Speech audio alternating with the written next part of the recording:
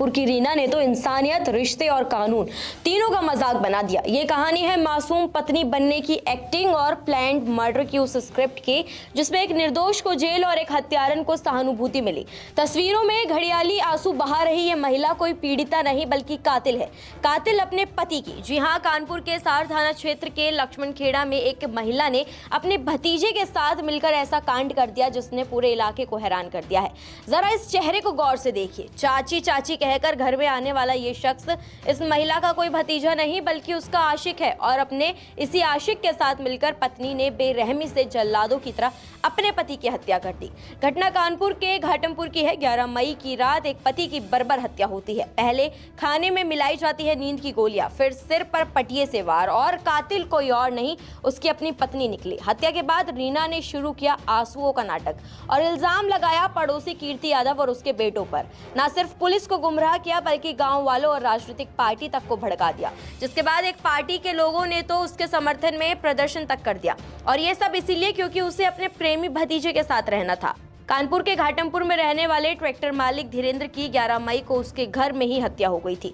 हत्या उसके सिर पर किसी कठोर चीज से पीट कर की गई थी। हत्या के बाद सुबह धीरेंद्र की पत्नी रीना ने रो रो कर हंगामा खड़ा कर दिया कि उसके पति की हत्या गांव के ही रहने वाले कीर्ति यादव ने अपने बेटे रवि और राजू के साथ मिलकर की है। इस मामले में रीना ने एक पार्टी के कार्यकर्ताओं को भी मौके पर बुला लिया।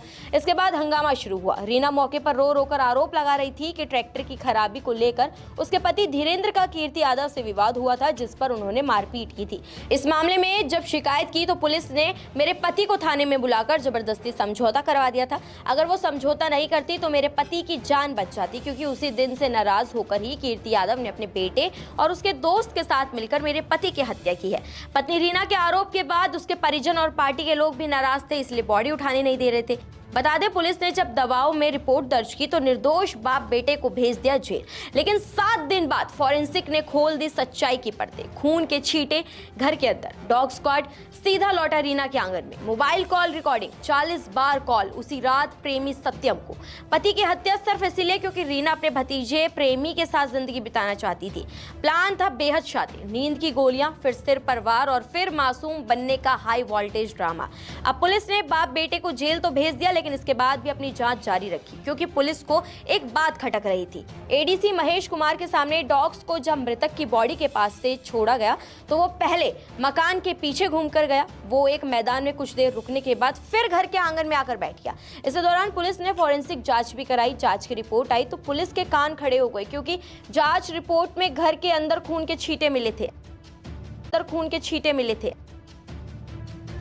लगभग 10:11 की रात में एक मर्डर हुआ था थाना साउंड के ग्राम लक्ष्मण खेड़ा में।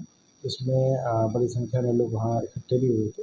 पुलिस ने तत्काल किस तरह उसका मृतक का पीएम कराया और मुकदमा पंजीकृत किया और उसमें नामजद तहरीर दी थी उन्होंने, जिससे बताया जाता कि एक हफ्ता पहले ही मृतक का झगड़ा हुआ था और उसी क्रम में पुलिस ने 2 लोगों को उसमें गिरफ्तार कर जेल भेजा था। लेकिन बाद में पुलिस ने बड़ी गहनता से इसकी जांच की, विवेचना की और CDR एनालिसिस किया, सारी चीज़ें की और फिर एक जो प्रकरण सामने आया वो प्रेम प्रसंग का प्रकरण सामने आया, जिसमें मृतक की पत्नी और मृतक का भतीजा जिसका नाम सतीश है, इन दोनों के बीच में प्रेम प्रसंग चल रहा था और मृतक ने इनके प्रेम प्रसंग की जानकारी हो गई थी और जिसके लेकर घर में झगड़ा विवाद भी हुआ था। ऐसे में सवाल था कि अगर पड़ोसी ने हत्या की तो वो हत्या करने के बाद घर के अंदर क्यों जाएगा, बाहर ही भाग जाता।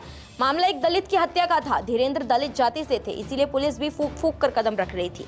इसी दौरान पुलिस ने फिर घर के अंदर मौके पर जांच की तो उसे एक पटिया मिल गई जिसमें खून के छींटे पड़े थे।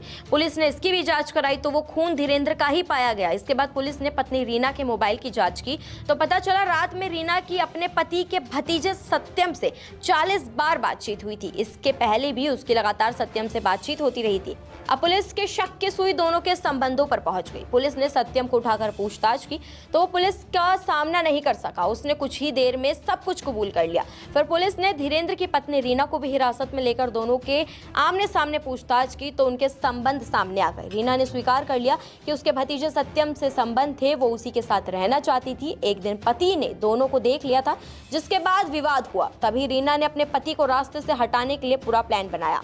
11 तारीख की रात को पति को पहले नींद की गोलियां दे दी। रात में जब पति सो गया घर के लोग भी सो गए तो उसने अपने प्रेमी सत्यम को बुलाया। हालांकि सत्यम का कहना है कि उसने रीना को हत्या करने से रोका, लेकिन वो नहीं मानी। उसने घर में रखी चारपाई की मजबूत पाटी से पति के सिर पर मार मार कर उसकी हत्या कर दी। इस दौरान घर में खून फैल गया, जिसको उसने सत्यम के साथ मिलकर धो डाला। फिर उसने बाथरूम में नहाया। इसके बाद सत्यम अपने घर चला गया और वो चुपचाप छत पर जाकर अपने बच्चों के साथ सो गई। और इसी को ध्यान रखते हुए मृतक की पत्नी और मृतक के भतीजे ने मिलकर इसको मृतक धीरेन्द्र को मारने की प्लानिंग की और प्लानिंग के तहत उसको खाने में नशे की नींद की गोली मिला के खिलाई दी ताकि जब सो जाए उसके बाद घटना कार्य की जाए। जब धीरेन्द्र सो गया रात में 10 बजे, उसके बाद उसके पत्नी रीना ने उसके सर पर वहाँ पर रखा एक लकड़ी का जो कि एक लकड़ी का मोटा लठ था, वो कई बार मारा, जिससे धीरेन्द्र की मृत्यु हो गई। उसके बाद पूरे घर की धुलाई की और जिससे लकड़ी से मारा था उसको भी धुलाई साफ किया गया, लेकिन पुलिस के द्वारा बेंजामिन टेस्ट किया गया तो उसमें सारी चीजें सामने आई। सुबह महिला ने उठकर पति की लाश के ऊपर से चादर उठाई और उनकी हत्या का आरोप पड़ोसियों पर लगाकर हंगामा शुरू कर दिया। एडीसीपी महेश कुमार का कहना है कि मौके पर विरोध प्रदर्शन था। परिस्थितियां पड़ोसियों के खिलाफ जा रही थी कि उनका झगड़ा भी हुआ था। घर वाले काफी आक्रोशित थे। ऐसे में पत्नी की शिकायत पर उसने जिनके नाम बताए उन 3 लोगों पर रिपोर्ट दर्ज की गई। इसके बाद कीर्ति यादव और उसके बेटे रवि को जेल भी भेज दिया गया। पुलिस ने रीना और सत्यम दोनों को गिरफ्तार कर लिया है। वहीं कीर्ति यादव और उनका बेटा अब बेगुनाही की सांस ले पाएंगे, जिन्हें झूठी एफआईआर में फंसाया गया था। पूछताछ में भी दोनों ने ही अपने गुनाह को कबूल किया है और सारी चीज़ें एविडेंस प्राप्त हो गए।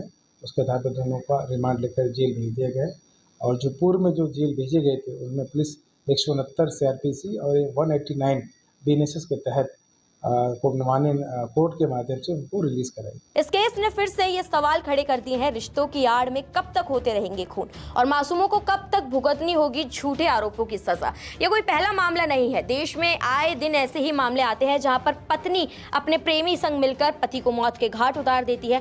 ये मामला शुरू हुआ मुस्कान रस्तोगी से। मुस्कान रस्तोगी ने अपने प्रेमी साहिल शुक्ला के साथ मिलकर अपने ही पति सौरभ राजपूत को बर्बरता से मौत के घाट उतारा। इसके बाद अलीगढ़ में कोई सास अपने दामाद के साथ फरार हो जाती, तो वहीं जयपुर में एक महिला अपने प्रेमी के साथ मिलकर पति को मार के बोरे में लाश भरकर बाइक पर लेकर उसे फेंक देती है। तो कब तक ये मामले देश में सुर्खियां बटोरते रहेंगे? आखिर कानून इस पर कब सख्त कदम उठाएगा और कब तक ऐसी ही हरकतों की वजह से रिश्तों की मर्यादाओं को सरेआम शर्मसार